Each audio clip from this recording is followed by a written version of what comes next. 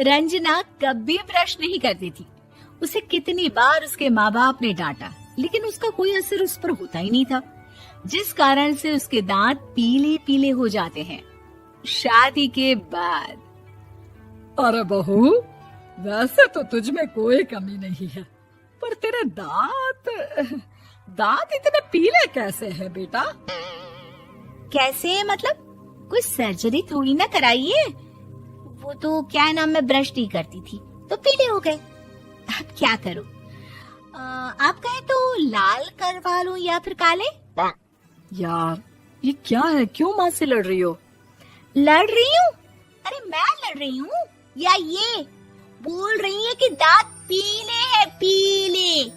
अरे तपस्या थोड़ी ना की है इन्हें पीले करने के लिए। बकायदा ब्रश नहीं किया है 20 साल तक, तब जाकर। छी, कैसी बात कर रही हो? ये उस वक्त तो पीले नहीं थे जब हम लोग तुम्हें देखने आए थे। अरे तब साफ करवा लिया होगा डेंटिस्ट के पास जाकर। अब देखो कैसे पीले पीले लग रहे हैं। रंजना सास की तरफ गुस्से से देखती है। फिर शुरू हो गई पीले पीले पीले। अरे पीले तो तब भी थे जब मेरे हाथ का रसगुल्ला उड़ा उड़ा कर खा रही थी और बोल रही थी, लड़की नहीं गुणों का खजाना दे रहे भाई साहब आप। खैर, अब वो लोग करते भी तो क्या करते, पीले दांत वाली बहू पल्ले पड़ी थी तो झेलना तो था ही। एक दिन कीर्तन में रंजना गाना गा रही थी। अरे कमला बहन, माँ का द्वार है, यहाँ तो सब शुद्ध होकर आते हैं, फिर अपनी बहू को ब्रश भी नहीं करवाती तुम। दूर से पीले पीले दांत भक्ति में बाधा उत्पन्न कर रहे हैं। अरे कोई 2 साल के बच्चे थोड़ी ना लेकर आई हूँ मैं बहू बनाकर। अच्छी खासी लड़की है, अरे कैसे करवाऊं ब्रश? ये तो उसे खुद करना चाहिए ना। अब माँ बाप तो इसके जैसे तैसे निपटा दिए, ये नहीं सोचा कि सास कैसे संभालेगी। सास बहू को लेकर घर आ जाती है, लेकिन सोच लेती है कि अब इसे लेकर कहीं नहीं जाएगी। अगले रोज बहू कहती है, अरे क्या हो गया, मंदिर नहीं जाना क्या? कीर्तन का वक्त हो रहा है। मेरी मधुर वाणी से कान्हा जी जागते हैं और सोते हैं। आप तो जानती है ना उनकी भक्ति में कितना मन लगता है मेरा। वो क्या है ना, तबीयत ठीक नहीं लग रही है मेरी, आराम करूंगी मैं। तबीयत ठीक नहीं लग रही? अभी तो मिथुन के गाने पर नाच रही थी आप, और अब बोल रही है कि तबीयत ठीक नहीं लग रही। अरे भक्ति में मन लगा लो सासू माँ, ऊपर जाना है, क्या मुंह दिखाओगी आप? हाँ? सास को बहू की बात पर गुस्सा आ जाता है। मैं क्या मुंह दिखाऊंगी, इसकी चिंता तो ना कर, समझी? अपने मुंह की चिंता कर, जो ये पीले पीले दांत लेकर हर जगह पहुंच जाती है। पता है लोग कितना मजाक बनाते हैं। ना जी ना, मैं नहीं जाना कहीं तेरे साथ। तो ये बात है। कोई ना, मत जाओ, मैं अपने कमरे में ही बैठकर भक्ति कर लूंगी। ऊपर वाला दांत थोड़ी ना देखता है, मन देखता है, भावना देखता है। और अरे बस बस, तू सब कुछ दिखा, बस ये सफेद चमकदार दांत ना दिखाना किसी को, है? जा यहाँ से। बहू को सास की बात का कोई फर्क नहीं पड़ता, वो तो जैसी थी वैसी ही रह जाती है।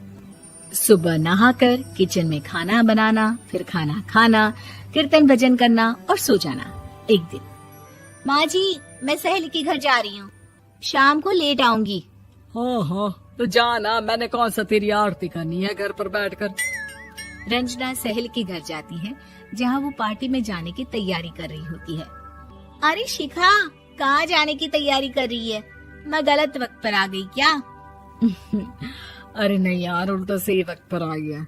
मैंने ये साड़ी और ज्वेलरी निकाली है यार, शाम को इनके ऑफिस की एक पार्टी में जाना है।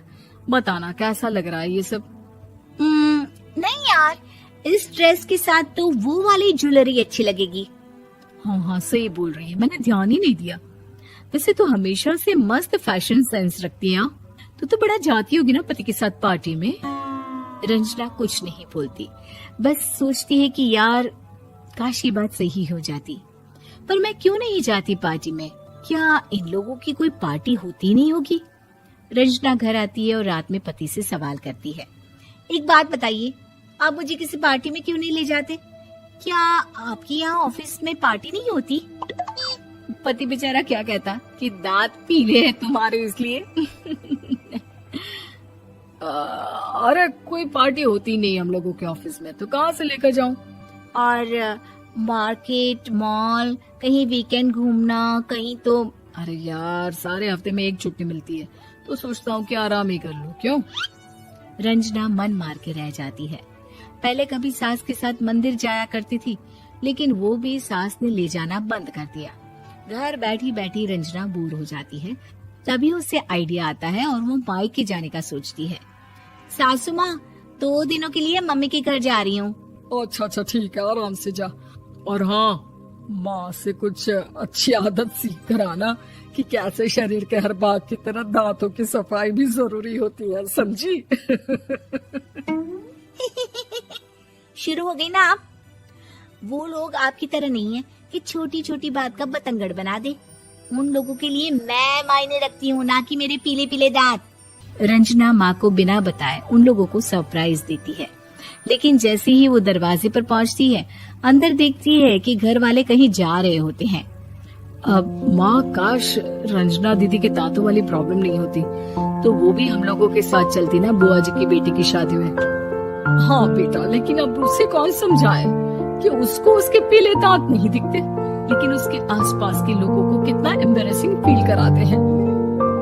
मुझे तो कितनी बार उसकी स्कूल की टीचर ने शिकायत की कि उसके साथ कोई लड़की बैठना भी नहीं चाहती, और ना ही कॉलेज में कोई उससे बात करना चाहता था। लेकिन पता नहीं क्यों उसे ये बात समझ में ही नहीं आती। कोई कमी नहीं है उस लड़की में, बस यही कि दांत पीले हैं। वो तो भला हो जीजा जी और उनकी माँ का, जो दीदी को जैसी है वैसे ही रखा हुआ है। रंजना को अपने घर वालों की बात सुनकर बहुत दुख होता है। वो सोचती है कि वो क्या करे, लेकिन फिर वो सीधा डेंटिस्ट के पास जाती है, अपने दांत चमकाती है और कसम खाती है कि वो रोज ब्रश करेगी। अरे क्या हो गया? तुम तो 2 दिनों के लिए गई थी ना? पर कोई ना, अच्छा चलो आ गई तो। रंजना सास के सामने आकर खड़ी हो जाती है और पूरी स्माइल करती है, उसके चमकदार दांतों को दिखाती हुई। चल मंदिर। माँ, मुझे माफ कर दीजिए, मैंने आप लोगों को बहुत एम्बैरेसिंग फील करवाया। मैं आज से रोज ब्रश करूंगी।